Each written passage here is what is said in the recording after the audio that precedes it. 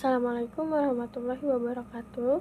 Perkenalkan, nama saya Gevira Zera Safagalit dengan NIM 2513026 dari kelas SIB 1C. Kali ini, saya akan menjelaskan materi tentang bahasa Indonesia dalam pendidikan dan ilmu pengetahuan. Bahasa Indonesia memiliki kedudukan yang sangat penting dalam kehidupan kita sehari-hari. Sebagai bahasa nasional dan bahasa resmi negara, bahasa Indonesia tidak hanya berfungsi sebagai alat komunikasi antar warga negara, tetapi juga sebagai alat pemersatu bangsa yang terdiri atas berbagai suku, bahasa daerah, dan kebudayaan. Namun, fungsi bahasa Indonesia tidak berhenti sampai di situ saja. Dalam konteks pendidikan dan ilmu pengetahuan, bahasa ini memiliki peran yang jauh lebih luas. Bahasa Indonesia menjadi media utama dalam kegiatan belajar mengajar, dalam penyampaian gagasan ilmiah, serta dalam pengembangan kebudayaan intelektual di kalangan pelajar dan akademisi. Artinya, bahasa Indonesia bukan hanya sekedar alat untuk berbicara, tetapi juga menjadi sarana berpikir ilmiah dan menyalurkan ilmu pengetahuan kepada masyarakat luas. Dalam dunia pendidikan, bahasa Indonesia memiliki beberapa peran yang sangat penting. Pertama, sebagai bahasa pengantar dalam pembelajaran. Bahasa Indonesia digunakan di seluruh jenjang pendidikan, mulai dari sekolah dasar hingga perguruan tinggi. Hal ini memastikan bahwa setiap peserta didik dari berbagai daerah di Indonesia dapat memahami materi pelajaran dengan bahasa yang sama. Tanpa bahasa pengantar yang seragam, proses pendidikan akan sulit berjalan efektif. Kedua, bahasa Indonesia sebagai sarana pengembangan ilmu dan pengetahuan. Melalui bahasa ini, para peneliti dan akademisi dapat menulis, meneliti, serta menyampaikan hasil penelitiannya dalam bahasa yang mudah dipahami oleh masyarakat Indonesia. Dengan begitu, ilmu pengetahuan tidak hanya menjadi milik kalangan ilmuwan saja, tetapi juga dapat dimanfaatkan oleh masyarakat umum. Ketiga, bahasa Indonesia sebagai pembentuk karakter dan identitas nasional. Melalui pembelajaran bahasa, siswa tidak hanya mempelajari struktur bahasa, tetapi juga nilai-nilai kebangsaan, sopan santun, dan rasa cinta terhadap tanah air. Dan yang keempat, sebagai alat literasi dan keterampilan berbahasa. Dengan menguasai bahasa Indonesia yang baik dan benar, seseorang dapat berpikir kritis, menulis dengan logis, dan berkomunikasi secara efektif. Kemampuan ini merupakan kemampuan yang sangat penting di dunia pendidikan modern. Selanjutnya, kita masuk ke pembahasan mengenai peran bahasa Indonesia dalam bidang ilmu pengetahuan. Bahasa Indonesia berfungsi sebagai bahasa ilmiah, yaitu bahasa yang digunakan dalam penulisan karya ilmiah seperti skripsi, tesis, disertasi, jurnal penelitian, dan laporan akademik. Penggunaan bahasa yang jelas, logis, dan teratur menjadi ciri khas bahasa ilmiah yang menggunakan bahasa Indonesia. Kemudian, bahasa Indonesia juga berperan dalam penyebarluasan pengetahuan. Hasil penelitian yang ditulis dalam bahasa Indonesia dapat dipahami oleh masyarakat luas, tidak terbatas hanya pada kalangan akademik. Dengan demikian, hasil riset dapat lebih mudah diterapkan dalam kehidupan sehari-hari. Selanjutnya, bahasa ini turut berperan dalam penerjemahan dan adaptasi istilah asing. Dalam perkembangan ilmu pengetahuan yang sangat cepat, banyak istilah asing yang diadaptasi ke dalam bahasa Indonesia agar lebih mudah digunakan di dunia akademik. Contohnya, seperti kata teknologi, sistem, digitalisasi, dan lain sebagainya.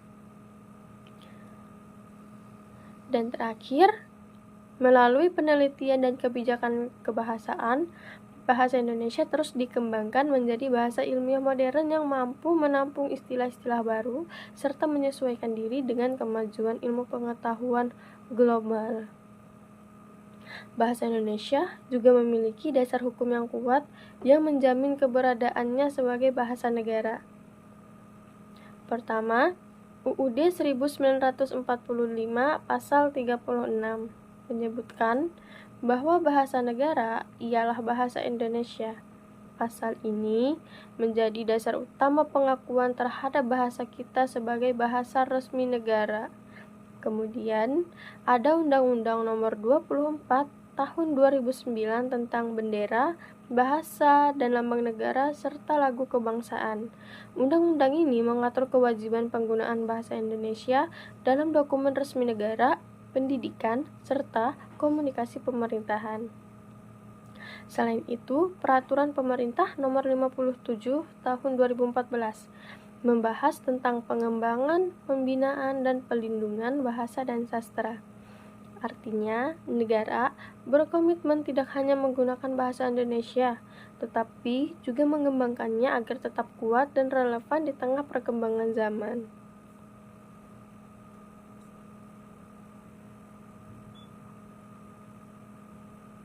Selanjutnya, bahasa Indonesia dan globalisasi ilmu.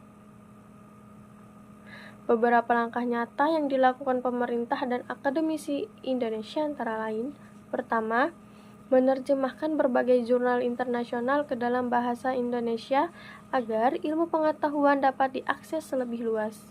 Kedua, mengembangkan glosarium ilmiah nasional, yaitu daftar istilah ilmiah dalam bahasa Indonesia yang memudahkan pemahaman di berbagai bidang ilmu.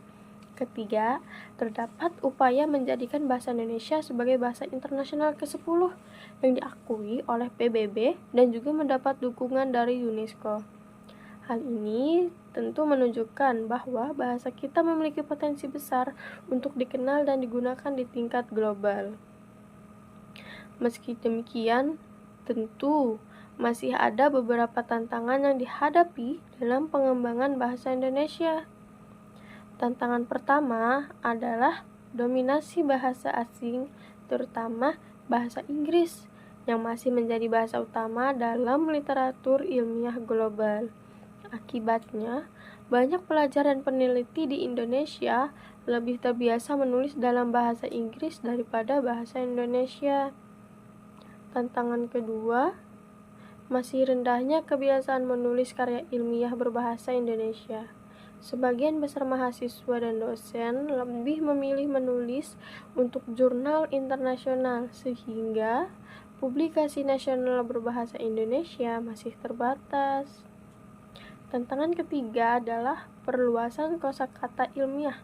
Bidang-bidang baru seperti kecerdasan buatan, bioteknologi, dan sains data memerlukan banyak istilah baru yang belum semuanya diterjemahkan dengan baik.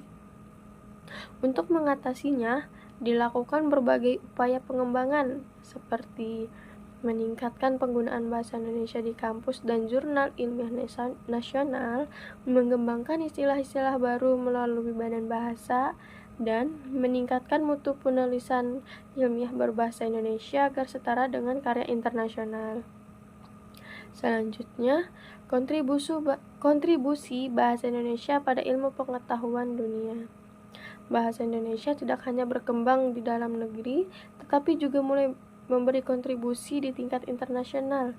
Saat ini, bahasa Indonesia mulai digunakan dalam berbagai konferensi internasional di kawasan Asia Tenggara. Beberapa istilah ilmiah dalam bahasa Indonesia bahkan diadopsi oleh negara-negara tetangga, seperti Malaysia dan Brunei Darussalam, karena memiliki kesamaan linguistik.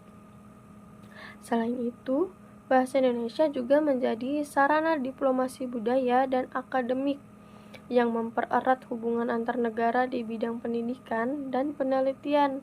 Dengan demikian, bahasa Indonesia tidak hanya menjadi kebanggaan bangsa, tetapi juga menjadi bahasa ilmu pengetahuan yang mulai diakui dunia. Sebagai penutup, dapat kita simpulkan bahwa bahasa Indonesia memiliki peran yang sangat penting dalam pendidikan dan ilmu pengetahuan. Bahasa ini menjadi dasar pengembangan intelektual bangsa, sekaligus sarana untuk berpikir ilmiah, menulis, dan menyampaikan gagasan secara logis dan sistematis. Melalui bahasa Indonesia, ilmu pengetahuan dapat disampaikan dan dipahami oleh seluruh lapisan masyarakat Indonesia, bukan hanya kalangan akademik. Meskipun dihadapkan pada tantangan globalisasi dan dominasi bahasa asing, bahasa Indonesia terus berkembang menjadi bahasa yang modern, adaptif, dan berdaya saing global. Karena itu, sebagai generasi muda, kita semua memiliki tanggung jawab untuk menjaga, menggunakan, dan mengembangkan bahasa Indonesia agar tetap menjadi bahasa ilmu pengetahuan yang membanggakan bangsa.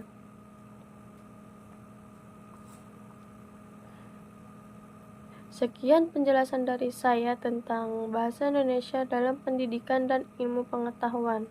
Semoga dari materi ini kita bisa lebih menghargai dan mencintai bahasa kita sendiri sebagai sarana belajar, berpikir, dan berinovasi. Terima kasih atas perhatian teman-teman semua, dan mohon maaf jika ada kesalahan dalam penyampaian. Wassalamualaikum warahmatullahi wabarakatuh.